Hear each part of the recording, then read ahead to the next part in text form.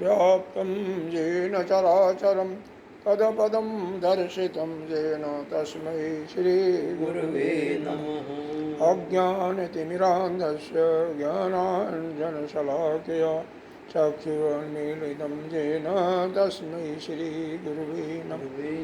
गुरुर्ब्रह्मा गुरुर्विष्णु गुरुर्देवो महेश्वर गुरुर्साक्षात् परं ब्रह्म तस्मै श्रीगुरुवे नमः।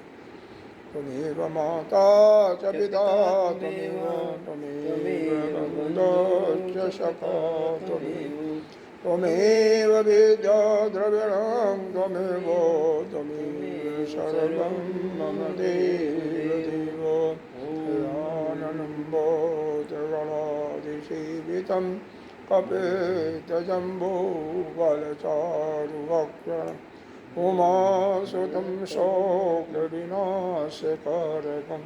नमामि विघ्नेश्वरपादकं। अनंत श्री विभूषित अनंत श्री पंचायती महानिर्वाणी अखाड़ा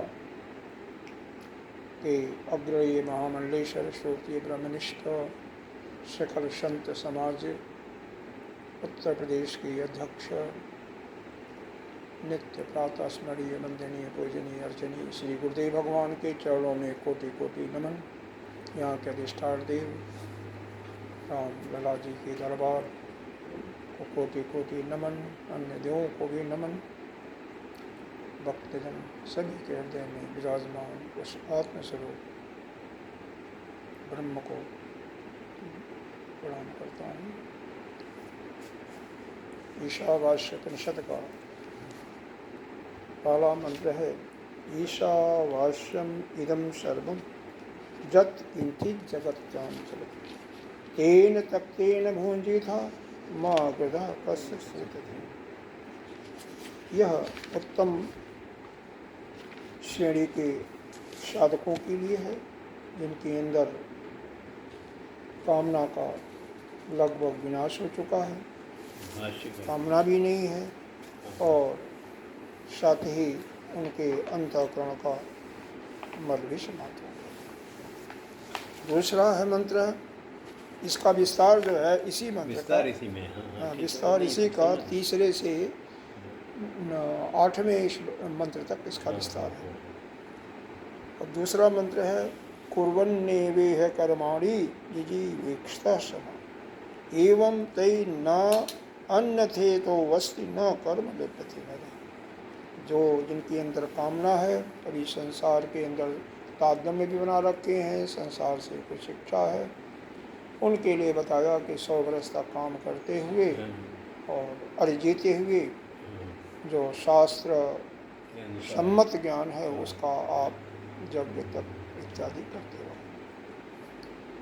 अगर ऐसा करोगे तो और इसके अलावा कोई और ऐसा कर्म नहीं है कि जो कि आपके कर्म को पाप से या अशुभ कर्म से लिप्त न हो।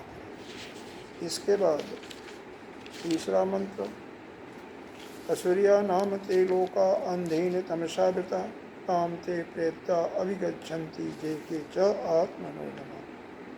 वास्तव में यह भी पहले श्रेणी के लोगों की प्रशंसा ही किया है, वैसे तो निंदा किया है जो अज्ञानी जन हैं। तो अज्ञानी जन का निंदा, इसका मतलब ज्ञानी जन की प्रशंसा हुआ। अच्छा हाँ, दूसरे शब्दों में आप कह सकते हैं कि अज्ञानियों को तो बोला कि वह ऐसे जो आत्मा का तिरस्कार करते हैं, आत्मा के विषय में कुछ जानना भी नहीं चाहते, इसका मतलब आत्मा का तिरस्कार कर रहे हैं, जो कि उनका अपना ही वेदा है, अपना ही स्वरूप है। तो ऐसे लोग जो है ऐसे लोक में जाते हैं, ऐसे लोक में देखते भी, जैसे जो भी उनकी अपने मन की कामना है, पिछले जन्मों का संस्कार, उसी के अनुसार लोक में जाते हैं, उन्हीं कर्मों को देखते हैं, उन्हीं कर्मों को भोगते हैं और वहाँ पर ज्ञानी और भक्तों का भी पूर्णतया अभाव होता है, यानी अंधकार ही अंधकार है। अंधकार किसका मतलब ज्ञान नाम का चीज़ नहीं है। अनेजद एकम मनसो जवीयो नैन देवायाप्नुवन् पूर्वमर्षत तद्धावतो अन्नातेति तिष्ठ तस्मिन् अपो मातृशिव दधाति। इसमें एक शब्द आया है अपो, उसका अर्थ देख लो क्या है, क्योंकि यह शब्द थोड़ा सा अलग करके है। तो मातृशिवा का तो अर्थ बता दिया गया था कि जो यही जो हिरण्यगर्भ है या वायु जो सभी प्राणियों को अपने में ही लिप्त करती है, जितना भी क्रियात्मक जगत है, कार्य कारण संघात है सभी जीवों का, सब उसी के अंदर ही ओतप्रोत हो रहा है। सभी जगत उसी में ओतप्रोत हो रहा है। अपह का मतलब होता है कर्माणि प्राणी नाम चेष्टा लक्षणानि। जो प्राणी लोग कर्म के करते हैं, जो चेष्टा करते हैं, अग्नि आत्यादि पर्जन्य, अग्नि उनको दाह देती है, मतलब गर्मी देती है, सूर्य प्रकाश देता है, चंद्रमा अमृत शीतलता देता है।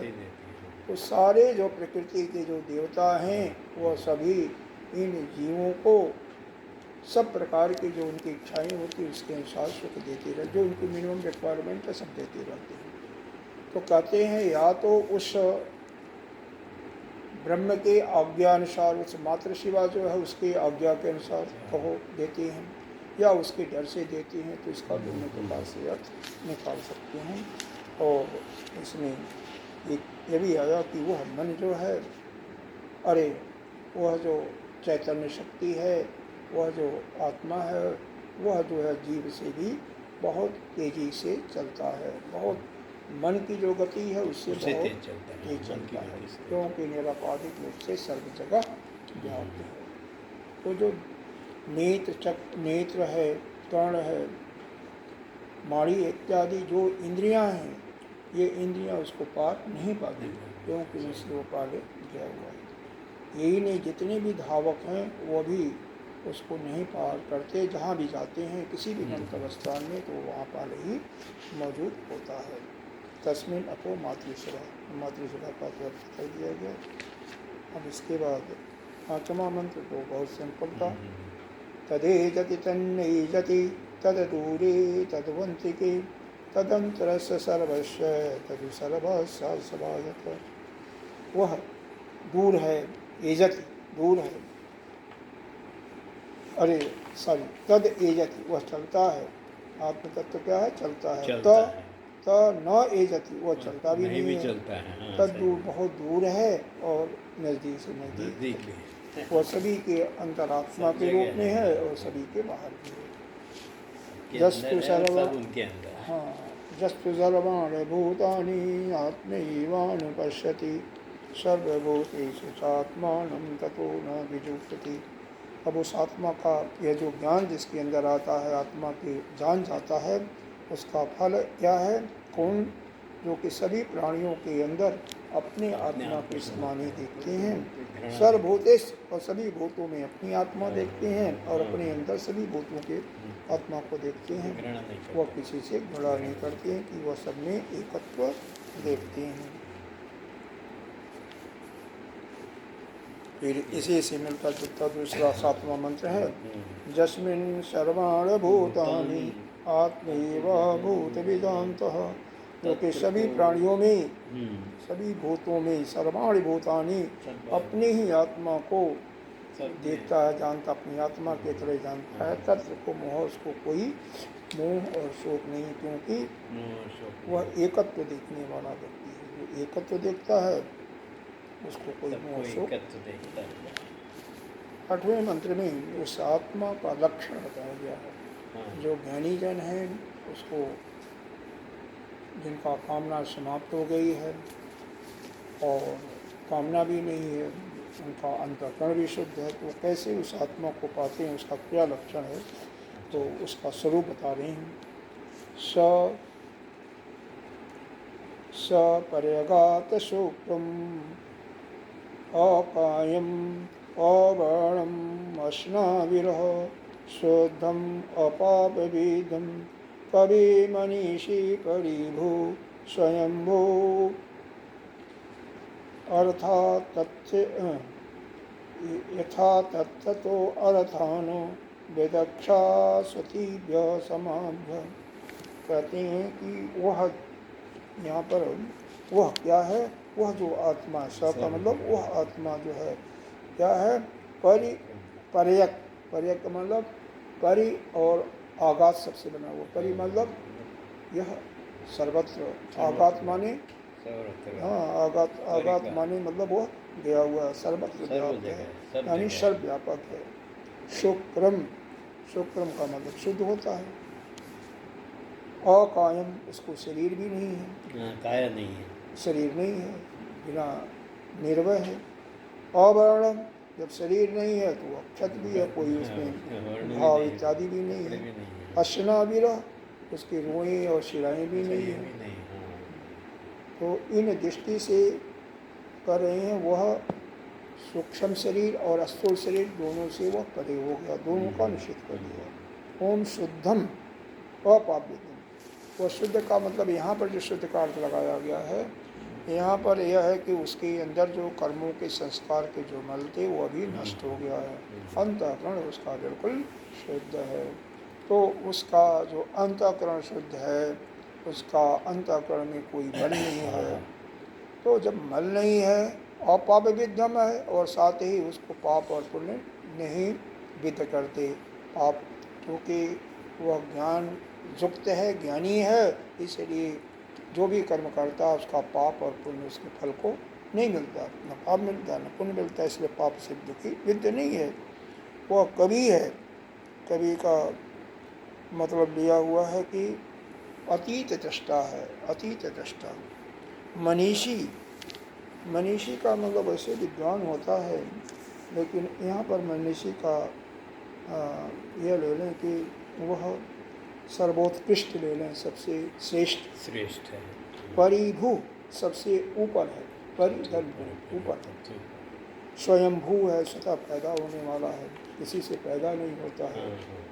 स्वयंभू। एथा तत्थो, एथा तत्व का मतलब यह है कि जो भी कर्म और गुण हैं उनका विभाग करके, कर्म फल और साधन सभी का विधान करके, सभी का विभाग करके, विभाग बांट करके, हाँ विभाग बांट करके, यथा जो किसको देता है, सभी अर्थ भी आया ना, अर्थों को किसको देता है, वेदहात, वेदहात का यहाँ नहीं, वेदहात कमल है तो देना हो तो बांटना होता है। अश्वती, अश्वती का मतलब होता है प्रजापति आदि देवताओं को, तो प्रजापति आदि देवताओं को वह सबको यथा योग्य बांटता है,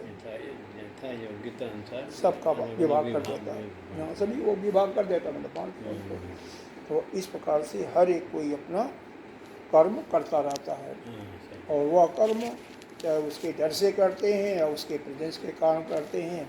जैसे कोई सुपरवाइज़र है तो उसके अंदर जो काम करने वाले हैं, तो सुपरवाइज़र जब तक रहता तब तक काम करते हैं, या चला जाता है तो काम भी ऐसे ही ढीला ढाला करते हैं। तो यह कहिए कि उसके डर से काम करते हैं या उसकी आज्ञा से करते हैं, दोनों बातें हैं। अब इसका भी भाष्य आपको बता दिया गया था। अब इसमें हाँ काफ़ी लंबा चौड़ा भाष्य था, उसमें अगर कुछ जानना है तो बता दिया, क्योंकि अर्थ ही वही हो गया ना। अब ज्ञान मार्ग और कर्म मार्ग का यह है, अब इसको पढ़िए। ज्ञान मार्ग और कर्म मार्ग मनीषी तक बताए थे आप। हाँ, मनीषी स्वयंभू भी बताए थे। हाँ, ये मनीषी ये हो गया था ना, मनीषी भी हो गया था, परिभू भी हो गया था, सबसे ऊपर परिभू, पृथ्वी से ऊपर, स्वयंभू माला सदा प्रकट होने वाला, मनीषी मतलब सर्वोत्त ज्ञानी, सर्वोत्त ज्ञानी यानी सर्वोत्कृष्ट, और स्वयंभू मतलब स्वतः पैदा होने वाला, और यथा तथ्य का मतलब यह है जो भी है कर्म फल साधन सबका विभाग करके, वेदात माने देना होता, बांटना होता है। और यह है अश्वती, अश्वती व्यय का मतलब होता है यह जो प्रजापति आदि लोगों को उनको यथा योग्य उनको विभाग करके विभाग किया। अच्छा, तो अभी यहाँ पर जो है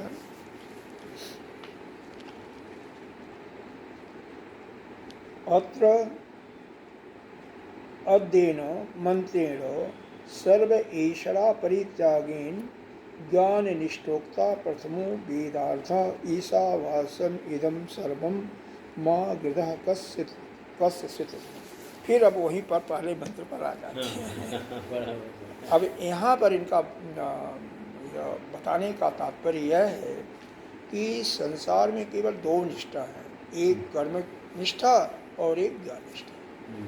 दो ही निष्ठा है, तीसरा का कोई मतलब नहीं है। कोई या तो कर्म करेगा, कोई या ज्ञान करेगा, दोनों का ही सहारा लेता है।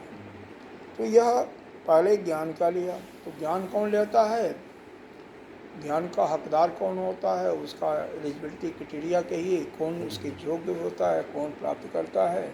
वैसे तो शास्त्र में ही बताया गया जो साधन चतुष्ट संपन्न हो। साधन चतुष्ट संपन्न का मतलब उसके अंदर अविद्या से रहित हो, यानी विवेक हो, और वैराग्य हो, वैराग्य भी हो, सम दम खड़ संपत्तियाँ भी हों, और मुमुक्षुत्व की प्रबल भावना भी हो, चारों चीज़ें हों। सम दम खड़ संपत्तियाँ में सम का मतलब मन उसके अंतर्गत हो, तम का मतलब इंद्रियों पर वह विजय प्राप्त करने वाला हो। तीसरा है उपरति, इनसे यह जो इंद्रिय देश काल इत्यादि से ऊपर उठ चुका है, मतलब इनके कभी भी आवेश में नहीं आता है, परे हो गया है। और चौथा जो है आपका तितिक्षा, मतलब शम दम का पालन करने में जो कष्ट होता है उसको सहन करता है, जैसे गर्मी सर्दी को सहेगा, सुख दुख को सहेगा, तो तितिक्षा मतलब सहनशीलता। फिर आता है श्रद्धा। श्रद्धा का मतलब शास्त्र गुरु वाक्येषु, गुरु शास्त्र वाक्येषु सत्य बुद्धिया। तो गुरु और शास्त्र के वाक्य में यह सत्य बुद्धि, उसको सीधे साधे मान जाती है। और समाहिता, अपने को परमात्मा में समाहित, ऐसा जो है। लेकिन यहाँ पर जो बताया गया है कि जो तीनों ऐश्वर्य, कौन कौन, पुत्र ऐश्वर्य, वित्त ऐश्वर्य और लोक ऐश्वर्य, तीनों ऐश्वर्यों तीन लोक को देने वाले हैं, या तीन लोक। पुत्र ऐश्वर्य, इससे तो इस संसार की संपत्ति हो जाती है पुत्र ऐश्वर्य। और जिसको पुत्र की इच्छा भी ना, पुत्र ऐश्वर्य, पुत्र को प्राप्त करने के लिए भी कभी कभी यज्ञ भी करना पड़ता है, तो उसके लिए धन भी चाहिए, पुत्र को पालने के लिए भी धन चाहिए, तो फिर वित्त तृष्णा हो जाती है। तो पुत्र तृष्णा से तो इस लोक का सुख उसको मिल सकता है, और कहीं कहीं अभी यह पुत्र से ही पितर लोक का मिलता है। लेकिन वित्त तृष्णा से जब आप अच्छे कर्म करोगे तो जाओगे, तो आपका वास्तव में यज्ञ करने के बाद तो आपको देवलोक का ही सुख मिलता है। देवलोक बड़े बड़े यज्ञ करके लोग स्वर्ग में जाते हैं, इंद्र में जाते हैं। पुत्र से आप पितर ही मानिए, और पुत्र से ही पितर मानिए। और वित्त तृष्णा और यह जो लोक तृष्णा है, इससे लोक तृष्णा से तो आप इस यहाँ का राज समझिए, पुत्र तृष्णा से पितर लोक का, और वित्त तृष्णा से आप वह देवलोक का। हाँ, देवलोक का। तो तीनों लोगों का सुख, पृथ्वी का सुख। लोग जस गा रहे, इसका मतलब आपका जस फैल रहा है, आपका जस फैला हुआ है, आपका सुख ही है, तभी तो आनंद आता है। तो यह तीनों लोकों को जो जीत लिया है, मतलब तीनों ऐश्वर्यों से मुक्त हो चुका है, इनको प्राप्त करके इन तीनों को छोड़ दिया, त्याग दिया।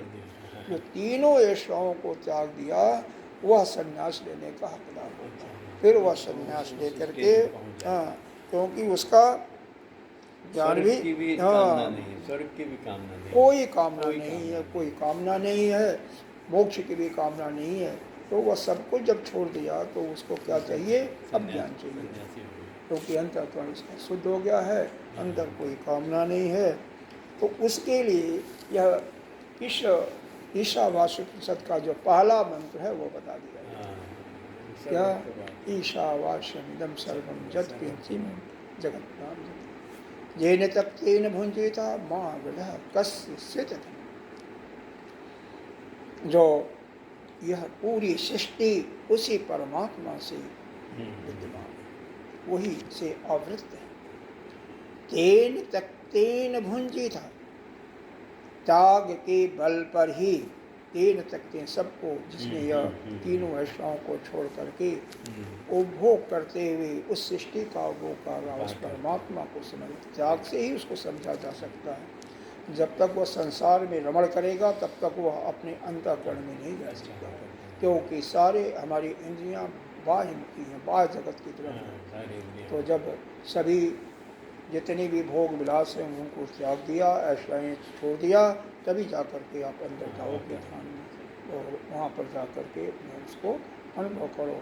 माँ विधा कष्ट न तो किसी, जब आपके अंदर और सब त्याग ही है तो किसी दूसरे के धन का क्या कोई मतलब ही नहीं, अपना धन पर्याय तो यहाँ पर यह पहले मंत्र में यह समाप्त कर दिया था। लेकिन यहीं तक नहीं, इसका विस्तार फिर क्या किया, यहाँ पर विस्तार किया, अज्ञानाम जिजीवी श्रीराम ज्ञान निष्ठा संभवे।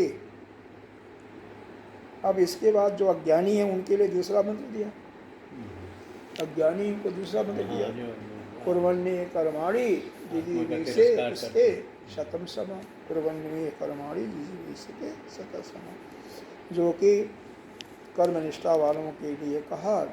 कर्मनिष्ठा वाले कौन होते हैं? जिनको कभी कामना समाप्त नहीं हुई है, जो संसार में भी, संसार से भी तादात्म्य रखता है, संसार से उसका लगाव पड़ा हुआ है, उसका अंतःकरण भी शुद्ध नहीं है।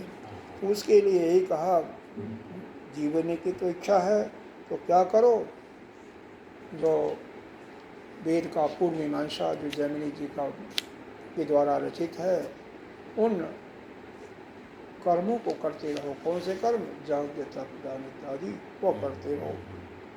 तो फिर क्या होगा? यदि कर्मनिष्ठा द्वितीय वेदार्थ, तो वो कर्म ज्ञान की बदौलत जिसका जब हृदय पवित्र हो जाएगा, अंतःकरण शुद्ध हो जाएगा, कब होगा? जब सकाम के बजाय निष्काम काम करेगा। जब तक सकाम काम करेगा, सकाम काम करेगा, तब तक वही केवल कामना जो है वही से पूरा होता है। और जब कोई कामना नहीं रही तो वह सब कुछ छोड़ करके निष्काम कर्म करने लगेगा, तो उसका अंतःकरण शुद्ध हो जाएगा, फिर वह गुरु के पास जाकर के ज्ञान प्राप्त करेगा। अन्योस्य निष्ठयो विभागो मंत्र प्रदर्शित यो वृद्धरायण के अपप्रदर्शित कह रहे हैं इत्यादि। यह कर्मनिष्ठा हो गई, यह दूसरा वेदार्थ है। उपरोक्त मंत्रों द्वारा जो दिखाया हुआ यह दोनों निष्ठाओं का है, यह वृद्धरायण उपनिषद में भी दिया गया है। क्या दिया हुआ है? करेशो कामयतः गाया में स्यात्, जिसको पत्नी की इच्छा हो, उसने इच्छा की, सो अकामयतः जाया में स्यात् की मेरी पत्नी हो। इससे क्या सिद्ध होता है कि वह सकाम है, उसको पुत्र ऐशा है, क्योंकि पुत्र तभी होगा जब स्त्री होगी। तो स्त्री की कामना, इसका मतलब पुत्र ऐशा उसकी है, उसका मतलब ऐशा से नहीं है, मुक्त नहीं है। इत्यादि न इस इत्यादि अज्ञस्य कामिना कर्मणातीत, सकाम पुरुषों के लिए, अज्ञानी के लिए ही है। अज्ञानी जो होगा, सकाम पुरुष होगा, उसके लिए ही है। मन एवं आत्मा वाग्या, वाणी को ही कहते हैं स्त्री है, इससे वचन से शिष्ट होता है। कर्मनिष्ठ जो है वो अज्ञानी है, और ज्ञाननिष्ठ और सकाम होना तो निश्चित रूप से ही जाना जाता है। और उसी का फल बताते हैं सप्तान सर्ग। सप्तान सर्ग का मतलब क्या होता है? देखो, यह अन्न जो है ना, 7 अन्न होते हैं इसमें, लेकिन 2 अन्न को दिया, ब्रूही जौ आदि, जौ चावल और गेहूँ, जितने भी मक्का इत्यादि हैं, वो सब इनके ही अन्न हैं। और 2 अन्न देवताओं के क्या? हुत और प्रहुत। मन, वाणी और प्राण यह आत्मा का अन्न है, समझे? दूध पशुओं का अन्न है। यह 7 प्रकार के अन्न के सृष्टि का कर्म का ही फल है। तो इस प्रकार से 7 अन्नों की इन्होंने बात की। इसके बाद देखिए क्या है, इत्यादि वचनात् अज्ञत्वम कामित्वम च कर्मनिष्ठस्य निश्चितम अवगम्यते। इसका मतलब यह कर्मनिष्ठ जो है अज्ञानियों का है, और सकाम रूप से ही निश्चित रूप से जाना जाता है। तथा च तत्फलम सप्तान सर्ग तेषु आत्मभावेन आत्मस्वरूपम अवस्थानम, उनमें आत्मभावना करने से ही आत्मा की स्थिति होती है। जब तक आत्मभावना नहीं होगी तब तक आत्मा की अनात्मा की स्थिति नहीं होगी, अनात्म की स्थिति है। अब अगला पैराग्राफ थोड़ा सा श्रुति के थोड़ा सा प्रज्ञा करना पड़ेगा तेज। जायाद ऐषणा त्रयसन्यासेन च आत्मविदाम कर्मनिष्ठा प्रतिकूल एन आत्मस्वरूप निष्ठयी दर्शिता। क्या कर रहे हैं? आत्मज्ञानियों के लिए तो यहाँ पर क्या बताया? किम प्रजया करिष्यामो जेषाम नो अयम आत्मन लोक, हमको यह आत्मलोक ही संपादन करता है, जो हम प्रजा को लेकर के क्या करेंगे? मतलब जिसको जो है यह आत्मा को ही प्रिय है, आत्मा लोक का ही प्रिय है, उसके लिए यह संसार की सुविधा क्या है? तो यह संसार के लोक से यानी प्रजा को पुत्र जो पुत्र ईश्वरा है उससे कोई लेना देना नहीं। जायादेशड़ा, उस जायादेशड़ा का कोई मतलब ही नहीं है सन्यासियों के लिए यानी ज्ञानियों के लिए, क्योंकि वह ज्ञानी आत्मविद हैं, अपने आत्मा में रमण करते हैं। तो जो अपने आत्मा में रमण करता है उसको प्रजया कृष्या में उसको प्रजा से क्या लेना देना है? सही, यह उपनिषद में आया है। कर्मनिष्ठा इसके विपरीत, प्रतिकूल इसके जो विपरीत क्या है? कर्मज्ञानी जो हैं, कर्मनिष्ठा वाले हैं, उनका क्या है? आत्मस्वरूप निष्ठैव दर्श, अनात्म स्वरूप निष्ठैव दर्शिता। वो अनात्मा का चिंतन करते हैं, उनका आत्मा में रमण नहीं हो रहा है, अनात्मा का, क्योंकि उनके अंदर कामना है। तो इसका मतलब अनात्मा में, आत्मा के अतिरिक्त जो कुछ है सब, हाँ जो कुछ है आत्मा के अतिरिक्त सब अनात्मा ही है। इत्यादि वाक्य से तीन ऐसाओं के ताकुब कर्मनिष्ठा के प्रति आश्रोप में स्थित रहना दिखाया गया। फिर इसके बाद क्या बताया? ये तो ज्ञान निष्ठा, जो ज्ञान निष्ठ सन्यासी लोग हैं, तेभ्यो असूर्य, उन्हीं के लिए यह तीसरा मंत्र शुरू किया गया है। पहले क्या बताया गया था? प्रवचन में यह बताया गया था कि वह ऐसे लोगों के लिए है जो आत्मा का तिरस्कार करते हैं, जो आत्मा के विषय में नहीं जानते, असली नाम के लोकांतम शब्द, लेकिन कह रहे हैं वो तो ठीक है, लेकिन यह जो है वास्तव में यह ज्ञानियों के लिए ही है। क्योंकि ज्ञानियों के लिए जैसे ये निंदा हो रही है, किसका? मतलब अज्ञानी की निंदा हो रही है ना, अज्ञानी की निंदा हो रही है। तो इसका मतलब जैसे आपको कैसे समझाएगा? मान लो कोई बालक है, ठीक है, तो बालक को यह कहा जाए, उसको मान लो कोका कोला इत्यादि पीता है, कि भाई पी ले तू और बाद में चलेंगे डॉक्टर के पास और इतनी लंबी वो सुई कुछ क्यों? इससे अंदर जो कीड़े पड़ जा रहे हैं तो उनको निकालने के लिए वो चुभना पड़ेगा सुई। तो इसका मतलब वहाँ पर बालक की निंदा नहीं की जा रही है, बल्कि वह जो बालक पी रहा है गलत चीज़ का खान पान है, उसको छुड़ाने के लिए, जब उससे वो डरेगा तो वह जो बुरा खान पान है, कोका पीता इत्यादि पीता, तो उसको वो त्याग देगा।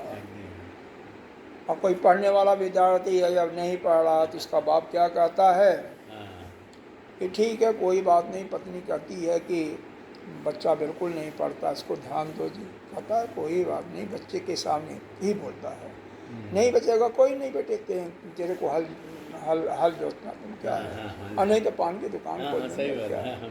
तो यह उसकी निंदा नहीं है, वास्तव में उसको प्रोत्साहित करके यह अगर नहीं करेगा, पढ़ेगा नहीं, तो यह काम करना पड़ेगा तेरे को।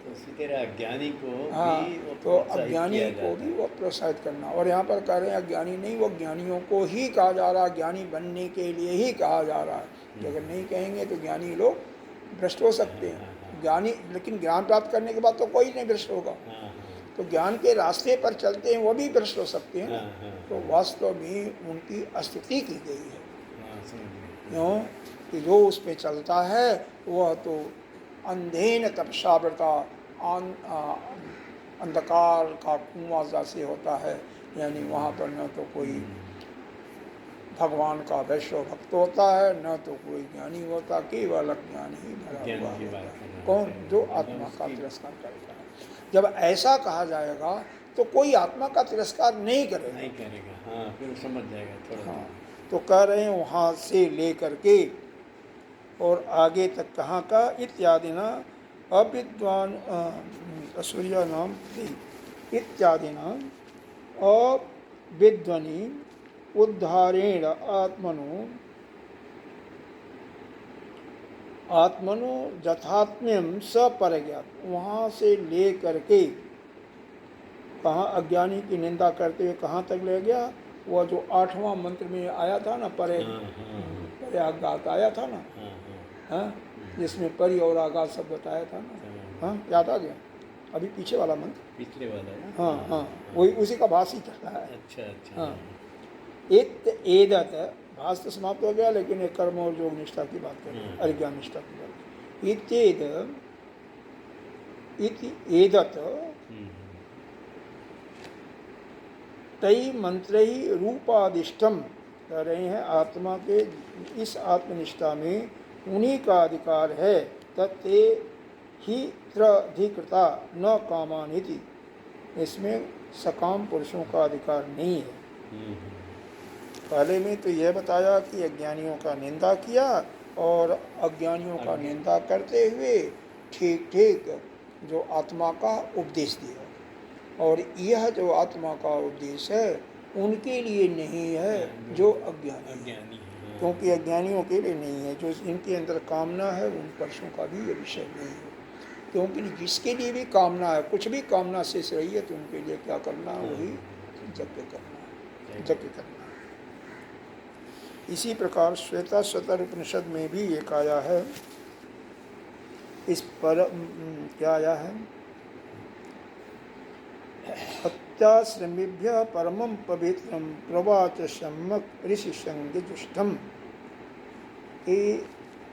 ऋषि समूह से भली प्रकार सेवित इस परम पवित्र आत्मज्ञान का उत्तम आश्रमों का उपदेश किया। मतलब इस संन्यास का उपदेश किया जाता है जो परम ज्ञानी है, जो तीनों ऐशाओं से मुक्त हो गया है, संसार की कोई कामना नहीं है, किसी प्रकार की कोई कामना नहीं है, न संसार से किसी प्रकार का ताजन्य है, तो उनके लिए यह संन्यास की कामना की गई है। इत्यादि विभज्योतम, इस प्रकार से उपदेश दिया गया है। ये तो कर्मणि कर्मनिष्ठा कर्म कुर्वन्त इव जिजीविषेतभ्य इदमुच्यते। जो कर्मनिष्ठ और कर्मठ लोग कर्म करते हुए जीवित रहना चाहते हैं उनको यह कहा, यह दूसरा मंत्र कहा जा रहा है। क्या कहा जा रहा है, अब इसके बारे में सुनती हैं। अंधातम प्रविशन्ति ये अविद्यामुपासते ततो भूयः युवते तमो जौ विद्यायामृतः। अविद्यायामृतः कह रहे हैं जो अविद्या का अज्ञानी है, जो केवल कर्म की उपासना करते हैं, केवल कर्म की उपासना करते हैं, कर्म की उपासना करते हैं, वे अविद्या रूप घोर अंधकार में पड़ते हैं। जे अविद्याम उपासते, जे अज्ञान का ही उपासना करते हैं। अविद्या का मतलब अज्ञान हो गया, उपासते मतलब उनका उपासना करना। अंधातमम प्रविशन्ति, वह घोर अंधकार में पड़ते हैं। ततो भूय इवते तमो जहु विद्यारता, और कह रहे हैं वे मानो, और जो विद्या उपासना में ही रहते हैं। ज माने वो, ज माने जो, हाँ, उससे विपरीत विद्याया रता। विद्या मतलब केवल, यहाँ पर विद्या का शब्द आया उपासना।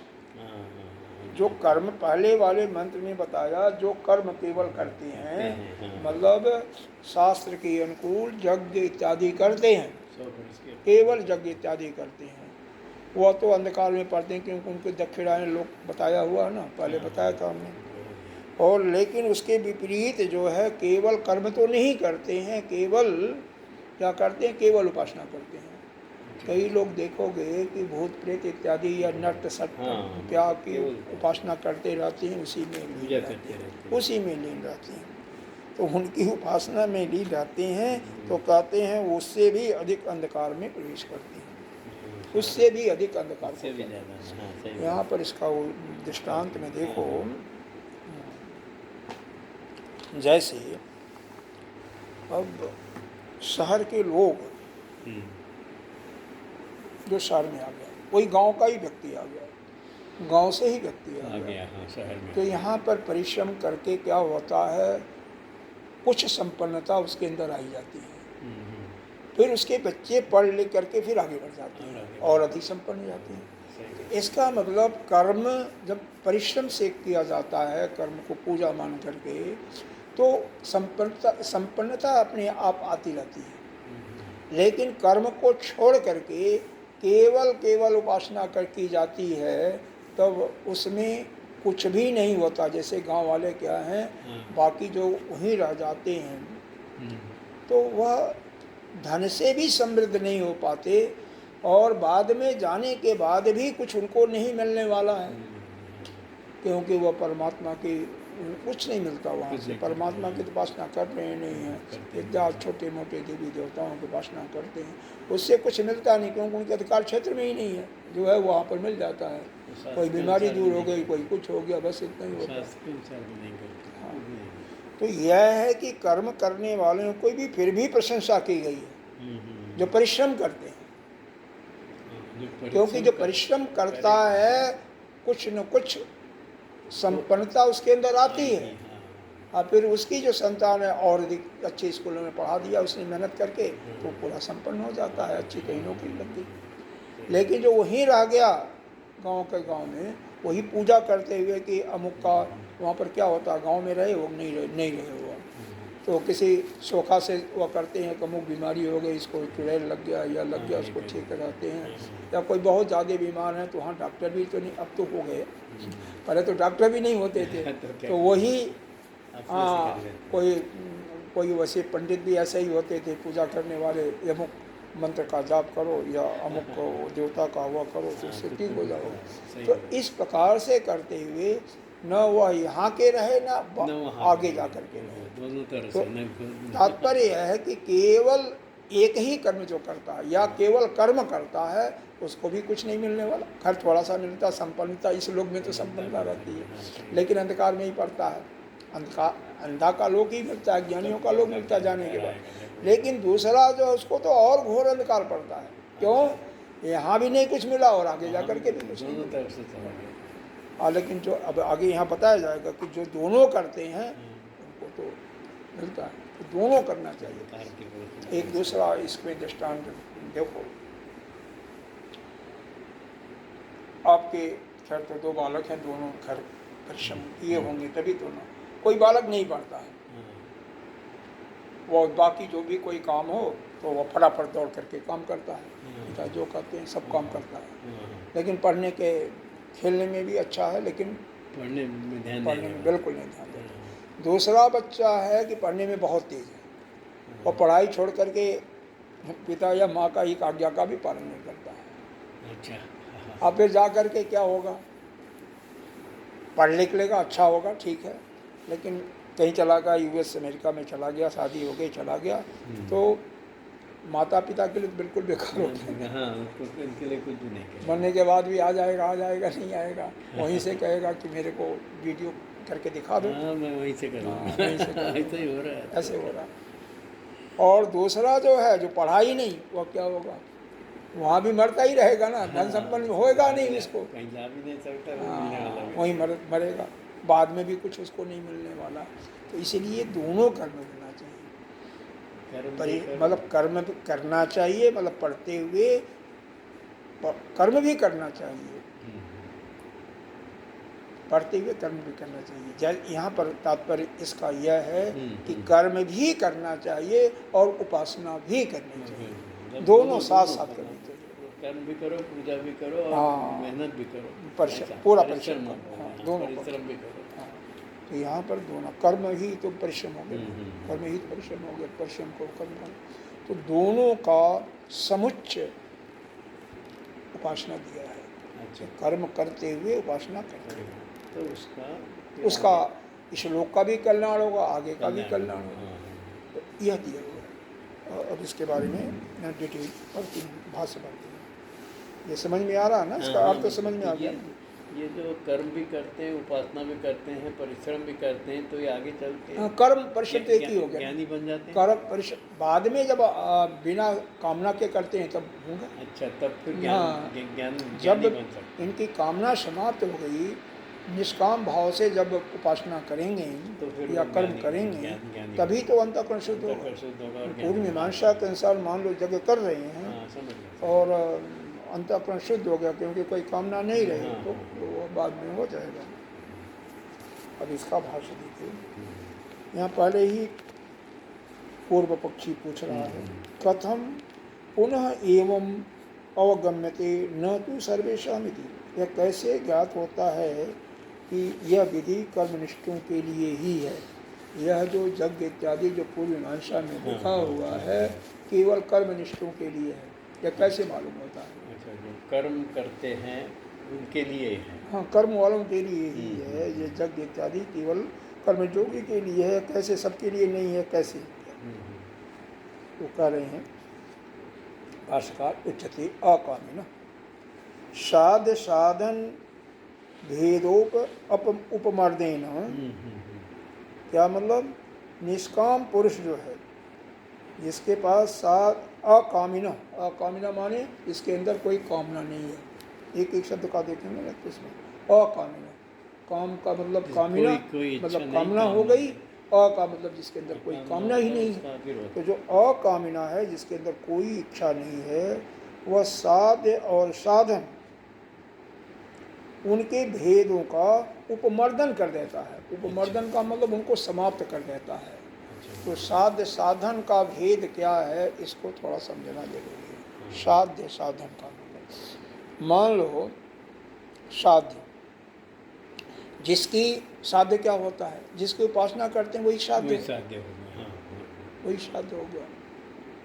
और साधन जिस तरह से करते मंत्र के द्वारा, जिस तरीके से, अच्छा, मंत्र के हाँ, द्वारा। हाँ, जिस साधन से, जिससे कर रहे हैं, जिससे उसकी पूजा कर रहे हैं, उपासना कर रहे हैं, वही साधन हो गया। मंत्र जप के कर रहे हैं, यही कर और जब यह ज्ञान निष्ठा वाले का क्या हुआ, वहाँ न कोई साधन होता है और न तो ही कोई साध्य होता है, क्योंकि वह तो साध्य तो स्वयं ही है। वह सुनते सुनते ही ज्ञान प्राप्त कर लेता है, सुनते सुनते ही ज्ञान प्राप्त कर लेता है। तो यहाँ पर साध्य साधन का दोनों को समाप्त कर दिया, साध्य साधन को मिला दिया। अब जैसे ध्यान करते हो, मान लो ध्यान में आ जाओ, तो साध्य जिसका भी ध्यान कर रहे हो आप, मान लो परमात्मा का ध्यान कर रहे हो, इष्ट देवता का कर रहे हैं, देवता का कर रहे हो, और साधन क्या है? आपका ध्यान है, ध्याता आप हो।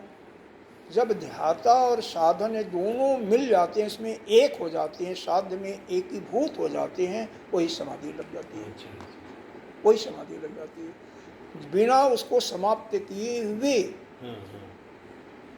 अपने को समाप्त किए हुए आप समाप्त करोगे तो साधन अपने आप ही समाप्त हो जाएगा। वह आपके आगे तक पहुँच नहीं होती, समाधि के स्तर पर आप नहीं जा सकते। अपने को लीन करना नहीं पड़ता है। पहले मंत्र में ही आया ना, त्यागे न एक ही, और भी कहीं आया है केवल विषय त्यागे न अमृत तत्व, अमृत तत्व की प्राप्ति त्याग किसके कारण होता है? केवल त्यागन से, त्यागे एक ही अमृत तत्व की प्राप्ति होती है। तो साध साधन का भेद का उपमर्दन करना होता है। उपमर्दन मतलब उसको समाप्त करके ही मिलता है, तभी ज्ञानी बन सकता है। हाँ। अब इसी में जो आपका चौथा मंत्र था, पांचवा मंत्र था, छठा मंत्र था, उसके लिए उसका उदाहरण दिया। जस्मिन सर्वाणि भूतानि में आत्म एव भूत बीजानतः, सातवां मंत्र, तत्र को मोह का शोक एकत्रम अनुपश्यत। जो सभी प्राणियों को अपने आत्मा में ही देखता है। देखता है। सभी हाँ, प्राणी एकत्व मन पर सता। तो यहाँ पर साध्य और साधन भेद का निराकरण कर देता है। निराकरण कर दिया। निराकरण हो गया ना। तो आत्मा का एकत्व हो जाता है। जब एकत्व भाव आ जाता है, एक तरह का भाव हाँ, होता है, तो एक फिर उसको मोह और शोक उसको कोई नहीं, न कोई मोह है घृणा, न कोई दोष, शोक। राग कुछ नहीं रहता। सही इत जद आत्मा एकत्व विज्ञानम, यही आत्मा के एकत्व विज्ञान का प्रतिपादन किया। तो न केचित अकर्मणा ज्ञानांतरेण व ही मूढ़, यहाँ पर यह मूढ़ है न, तो ही मूढ़ मतलब विद्वान हो गया। यहाँ पर मूढ़ नहीं है। अच्छा, हाँ, तो मूढ़ नहीं है। समुच्चय शीसति, तो कह रहे हैं कोई भी जो विचारवान होगा, कोई भी विचारवान यानी ज्ञानी पुरुष होगा, तो केचित कर्मणा, किसी भी कर्म या अन्य ज्ञान के साथ, ज्ञानांतरेण अन्य ज्ञान के साथ, कभी कर्म या अन्य ज्ञान के साथ वह समुच्चय शीसति मतलब मिलाना नहीं चाहेगा। यानी अलग कहने का प्राय है कि कभी कभी कर्म और ज्ञान ये दोनों निष्ठाओं एक साथ नहीं हो सकता है। दोनों को मिलाना नहीं चाहेगा ना। जो ज्ञानी पुरुष है वो कर्म और कोई भी ज्ञान हो तो उसको मिलाना नहीं चाहेगा, अलग अलग ही करेगा। तो यह जो परमात्मा के ज्ञान का है, पर यह जो ब्रह्म विद्या है, इस ब्रह्म विद्या में कर्म जो निष्ठा है और ज्ञान निष्ठा दोनों का समुच्चय नहीं है, एक साथ सह समुच्चय नहीं है, बल्कि दोनों का क्रम समुच्चय है। पहले क्रम से, क्योंकि एक ही व्यक्ति एक ही समय में दोनों नहीं कर सकता है। पहले कर्म ज्ञान के माध्यम से, कर्म निष्ठा के मान से या कर्म योग के माध्यम से अपने अंतःकरणों को शुद्ध करो, और जब आपका अंतःकरण शुद्ध हो जाता है तो अपना ज्ञान को प्राप्त करो गुरु के पास जाकर के। यह तो समुच्चय शिष्य अविद्या आदि निंदा कहते, इसीलिए समुच्चय के अभाव के लिए ही, समुच्चय को इच्छा से ही अविद्वानों आदि की अज्ञानियों की निंदा चौथे मंत्र में किया था। तीसरे मंत्र में किया, तत्र च जस्य येन समुच्चय अतः संभवति न्यायतः, शास्त्र के अनुसार जहाँ भी जिसका जिसके साथ समुच्चय हो सकता है वह तद ही उच्चते, उसी को वहाँ पर कहा गया है। जैसे कर्म की और उपासना की एक साथ समुच्चय हो सकता है, तो वहाँ पर बताया गया कि कर्म के साथ साथ उपासना भी आप करते रहो, लेकिन कर्म का और ज्ञान के साथ कोई समुच्चय नहीं है। समुच्चय समुच्चय का नहीं हो सकता है, तो इसको अलग अलग पहले कर्म करके अंतःकरण शुद्ध करो, ज्ञान प्राप्त कर सकते। ठीक है। तो यहाँ पर इसीलिए कहा गया जत एवं वित्तम देवता विषयम ज्ञान कर्मो, कर्म के संबंध रूप से यहाँ दैव वित्त अर्थात देवता संबंधी ज्ञान का संबंधिन तेनो उपपन्नसतम न परात्म ज्ञानम, इसीलिए परमात्मा ज्ञान का नहीं, क्या मतलब है,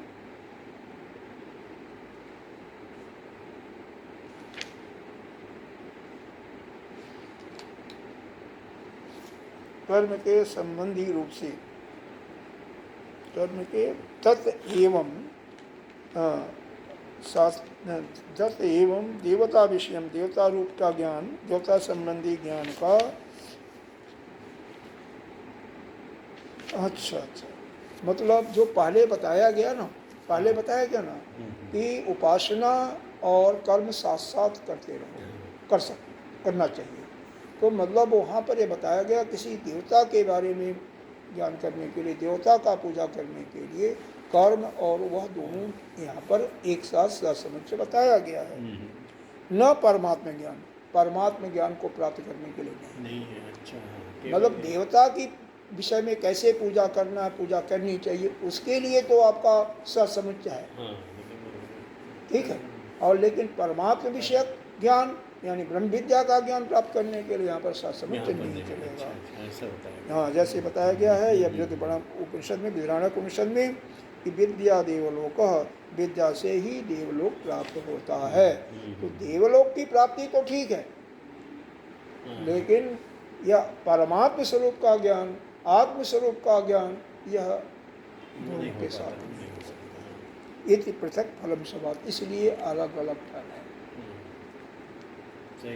उपासना से आपको क्या मिलेगा? जिसकी उपासना करेगा उसका लोक मिलेगा। कर्म करोगे तो कर्म से जैसा जिस देवता के कर्म करते उसके अनुसार संसार का इस लोक का फल और इस लोक का दोनों फल मिलता है। तयो ज्ञान कर्मणे इह एक एकानुनिष्ठान निंदा समुच्चयिष्य न निंदा परिव एकैकस्य पृथक फल षड्वरात्। उन ज्ञान और कर्म से यहाँ जो एक एक स्थान की निंदा किया गया है, उस पर विद्या देवता ज्ञान से आरूढ़ होती हैं। कह रही हैं वो विद्या से उस देवलोक की प्राप्ति होती है। जब हम यज्ञ करते हैं ना, तो यज्ञ के जो पुण्य होता है और आप वहाँ पर जो आपकी सकाम कामना है कि हमें अमुक देवलोक की प्राप्ति हो, हमें ईश्वर की प्राप्ति हो, या इंद्र, जैसे इंद्र की प्राप्ति के लिए 100 यज्ञों का विधान बताया जाता है। तो जो 100 यज्ञों का करेगा वह इंद्र अगले कल में इंद्र बनेगा। तो जैसा वहाँ पर विद्या का मतलब जैसा उपासना, यहाँ पर विद्या का अर्थ अगर ज्ञान लेंगे तो वो गलत हो जाएगा। यहाँ पर विद्या का मतलब उपासना है, जिस तरह की उपासना करें। हाँ, इसीलिए तो यहाँ पर यह समझना थोड़ा सा सबके लिए मुश्किल होता है। अब यहाँ पर विद्या का मतलब उपासना करोगे तो फिर आप समझ में आ जाओगे। मतलब जिसकी उपासना कामना होते समय ना, कामना होगी तभी उपासना से कोई लोग मिलेगा। कामना नहीं है तो लोग नहीं मिलेगा, तब तो आपका अंत को शुद्ध होगा, सीधा साधा फंडा है। अच्छा, न तत् दक्षिणा जनती, कह रहे हैं दक्षिण मार्ग से जाने वाले वहाँ पर नहीं पहुँचते। कर्म से पितृलोक, कर्मणा पितृलोक, कर्म से पितृलोक की प्राप्ति होती है और विद्या देवलोक से, और विद्या का मतलब उपासना से देवलोक की प्राप्ति होती है। बस सीधी बात है। इति न ही शास्त्र विहितम किंचित कर्तव्यतामियात। इसलिए शास्त्र विहित कोई भी बात वह अकर्तव्य नहीं हो सकता। किंचित अकर्तव्यम इत इम यात, वह अकर्तव्य नहीं होता। जो शास्त्र में लिखा हुआ है वह अकर्तव्य नहीं हो सकता। तो यहाँ का सीधा साधा यह हो गया कि उपासना से, यानी विद्या से उपासना जो करते हो उससे देवलोक की प्राप्ति होगी, और कर्म करोगे तो उसको मैक्सिमम आपका पितृलोक तक मिलेगा। ठीक है, तत्र इसको समाप्त कर दें, थोड़ा सा है। तत्र अंधतमो अदर्शनात्मक तम प्रविशन्ति, उनमें जो अज्ञान रूप अंधकार में जो प्रवेश करते हैं, अज्ञान रूप अंधकार में मतलब जहाँ पर अज्ञानी जे अविद्याम विद्या अन्य अविद्याताम कर्म इत्यर्थः। यहाँ पर अविद्या, विद्या से अन्य अविद्या अर्थात कर्म, यानी केवल अग्निहोत्र इत्यादि करते हैं। यहाँ पर इसका मतलब यह है कि केवल वह जो क्या करते हैं, अग्निहोत्र आदि करते हैं, वह और कुछ नहीं करते हैं। उनको क्या मिलता है? अग्निहोत्र आदि करते हैं, वह दक्षिणायन मार्ग से ही जाएंगे, दक्षिणायन मार्ग से ही जाती है। उससे अविद्या ही की उपासना करते हैं, अर्थात कर्म का ही अनुष्ठान करते रहते हैं। कर्मणो विद्या, क्योंकि कर्म का और विद्या का यानी ज्ञान का विरोध है। ताम विद्या अग्निहोत्रादि लक्षणा में केवल उपासनी, वह केवल अग्निहोत्र इत्यादि की उपासना करती है। तत्परा संतो अनुतिष्ठ इति अभिप्रायः, यहाँ पर कहते हैं इसीलिए उन्हें अविद्या कहा गया है, क्योंकि कर्म विद्या का विरोधी है, इसलिए उन्हें अविद्या कहा गया है। उस अंधकार से कहीं अधिक अंधकार में वे प्रवेश करते हैं। कौन करते हैं? भूयः इव बहुतर एव ते तम प्रविशन्ति की। यहाँ का पूरा अर्थ यह बताया कि केवल जो पूर्व मीमांसा के अनुसार यज्ञ इत्यादि कर्म करते रहते हैं, इस प्रकार की जो उपासना करते रहते हैं, वह केवल दक्षिणायन मार्ग को प्राप्त होते हैं। और दक्षिणायन मार्ग को प्राप्त ही नहीं करते, बल्कि वह अंधकार में ही पड़ते हैं। क्योंकि यह किया और उन्होंने उपासना कुछ भी नहीं किया। उपासना मतलब भगवान का पूजन, भगवान का जाप ध्यान इत्यादि नहीं किया, केवल उपासना किया, ज्ञान में के अंधेरे में ही रहे। हाँ, मतलब केवल कर्म किया, तो उससे जो है उनको अंधकार का ही लोक प्राप्त होता है। और कर्मम हित्वा, और जो कर्म करना छोड़ करके, कर्म हित्वा कर्म को छोड़ करके, जे ऊ ये तू, केवल यानी देवताओं में ही, देवता ज्ञानी रता विरता, केवल देवताओं में ही रत रहते हैं, देवता की पूजा करते रहते हैं। तत्र अमांतर फलम भेदम, तो उनका अमांतर फल भेद ही इसके विद्या अकर्मणो समुच्च कारणम, वह इसीलिए उनको विद्या और कर्म दोनों को साथ साथ करना बताया जाता है। अन्यथा अगर ऐसा नहीं करेंगे तो फलवतो फलहीन परस्पर अंग और अंगी का संबंध हो जाएगा। सन ही तो अंग अंगित स्यात् इत्यर्थ, फलहीन अंगी व गौड़ समझा जाएगा, इसका अभिप्राय यही है। इसका मतलब क्या है, देखो, अंग अंगी का संबंध, इसको समझा जाएगा। अंग क्या है, अंगी क्या है।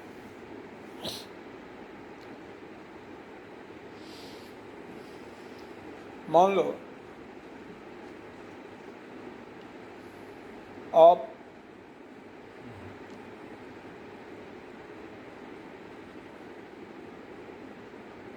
गैस जला रहे हो भोजन बनाने के लिए, केवल आपके पास गैस है, गैस खोल दिया, एक अंग हो गया आपका।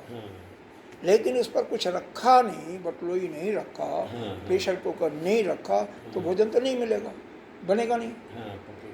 तो यहाँ पर मतलब दोनों को साथ में करना पड़ेगा।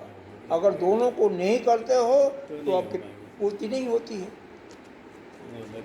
हाँ, अब मान लो दूसरा दृष्टांत ले लो, आप स्कूल तो गए, बच्चे हैं, बच्चा है, स्कूल जाता है, बड़े आराम से समय से जाता है और समय से आता है, और वहाँ पर किताब खोल के बैठ भी जाता है, लेकिन अपना मन वहाँ पर केंद्रित न करे तो कोई फायदा नहीं, या उसके पास किताब ही नहीं, कोई फायदा नहीं।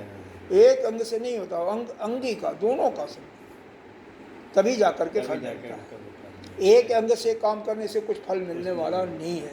यही कहा जा रहा है, केवल अगर उपासना करेगा किसी देवता का तो कोई फल मिलने वाला नहीं है। जब दोनों करेगा साथ साथ, यज्ञ भी करेगा, यज्ञ करेगा भी और यह भी करेगा, तब फल मिलेगा।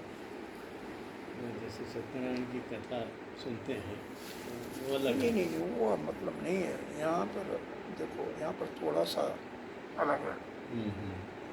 सत्यनारायण जी का जो कथा करते हैं तो उसमें भी जो यह विधि है, विधि पूर्वक कथा की जाती है, वह कर्म हो गया। और जो उनका उपासना मन आपका उनके पर केंद्रित हो जाता है, वह उपासना हो गया। दोनों हो गया ना, कर्म और उपासना दोनों हो गया। कोई भी कर्म करते हैं तो दोनों होता है, लेकिन यहाँ पर उनके लिए कहा जा रहा है कि केवल एक काम करते हैं, दूसरा कर्म उसमें नहीं करते, उनके लिए फिर ऐसी बातें की जा रही है। बहुत सारे लोग ऐसे करते हैं। हाँ, ऐसे उनके लिए सही बात। ठीक है। अब आगे का मंत्र फिर कल हम देखेंगे। ओम पूर्णमिदः पूर्णमिदं पूर्णात् पूर्णस्य उच्यते पूर्णस्य पूर्णमादाय पूर्णमेवावशिष्यते। ओम शांति शांति। थोड़ा सा